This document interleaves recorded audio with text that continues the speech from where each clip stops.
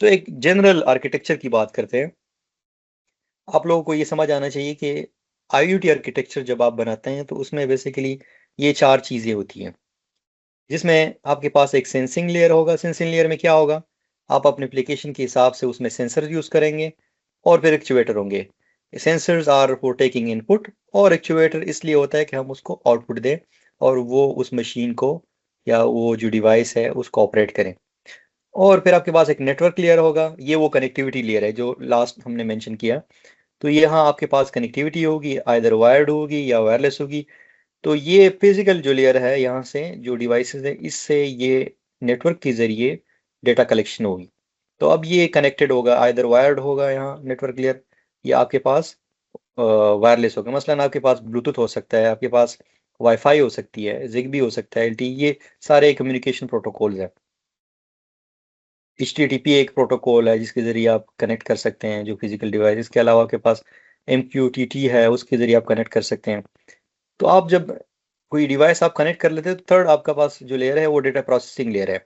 अब ये जो डेटा प्रोसेसिंग लेयर है ये इस डेटा के ऊपर डिसीजन लेता है। तो ये आपके पास नॉर्मल भी हो सकता है, एक डेटा एनालिटिक हो सकती है। इसके अलावा आपके पास इंटेलिजेंट हो सकती है, मतलब आप इधर मशीन लर्निंग मॉडल भी डिप्लाई कर सकते हैं। और यहाँ आपकी एज कंप्यूटिंग भी हो सकती है, यानी एज लेवल की कंप्यूटिंग आप इधर कर सकते हैं। और आप ये इधर क्लाउड कंप्यूटिंग भी कर सकते हैं। तो एज और क्लाउड कंप्यूटिंग भी आपके डेटा प्रोसेसिंग लेयर में आ जाते हैं। अब इसके बाद आपका लास्ट लेयर जो है ना वो क्या है? एप्लीकेशन लेयर है, जिसमें आपके पास एक यूज़र है जो कि सिर्फ सॉफ्टवेयर के ज़रिए ये जो IoT इकोसिस्टम है उसको कंट्रोल करते हैं। तो ये जनरल एक IoT आर्किटेक्चर है। मसलन एक उसमें परसेप्शन लेयर होता है जिसको हम सेंसिंग लेयर भी कहते हैं।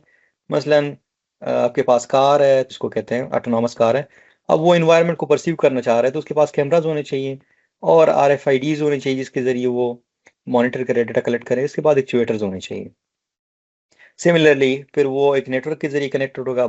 ऑटोनॉमस कार के लिहाज से फिर आपके पास कोई वायरलेस ही मीडियम होगा जिसके ज़रिए वो अपने सर्वर के साथ कनेक्टेड है।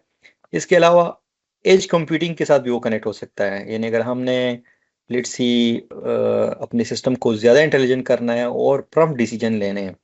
प्रॉम्प्ट डिसीजन का मतलब ये है कि जो क्लाउड में, अब ये क्लाउड में अगर आप डिसीजन करोगे तो यहाँ से यहाँ तक जब ये डेटा जाता है और फिर वापस आता है तो उसमें अच्छे खासा डिले आ जाता है। तो इसीलिए कभी कभी आपको डिसीजंस, प्रॉम्प्ट डिसीजन चाहिए होते हैं। तो प्रॉम्प्ट डिसीजन के लिए आप फिर एज के लेवल पे डिसीजन लोगे। क्लाउड हो सकता है कि आपका क्लाउड, आप इस्लामाबाद में और आपका क्लाउड जो है ना हो सकता है कि वो कराची पे पड़ा हो, तो उसकी वजह से डिले हो सकती है कम्युनिकेशन में, जिसको हम कहते हैं लेटेंसी।